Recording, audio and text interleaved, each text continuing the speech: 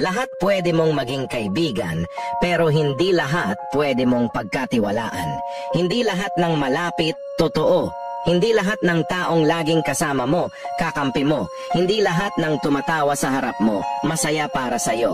At hindi lahat ng nagsasabing, nandito lang ako para sa'yo, ay totoo ang intensyon. Minsan, sila pa ang unang tatalikod. Sila pa ang unang maninira. Sila pa ang unang magtatapon ng pangalan mo sa putik kapag wala ka na. May mga taong marunong umarte ng malasakit, pero ang totoo'y nag-aabang lang ng kahinaan mo.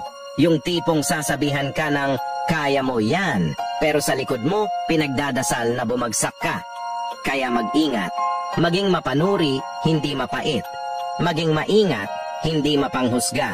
Pag-aralan mong suriin ang kilos ng tao, hindi lang ang salita nila.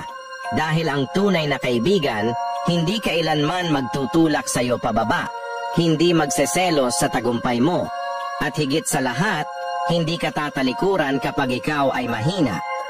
Paalala, ang mundo ay puno ng mga ngiting may lihim na itak. Kaya bago mo ibigay ang buong tiwala, obserbahan mo muna. Dahil baka yung akala mong kasama mo sa laban, matagal nang nakikisawsaw sa mga kalaban. Totoong kaibigan, hindi kailangan ng madaming salita.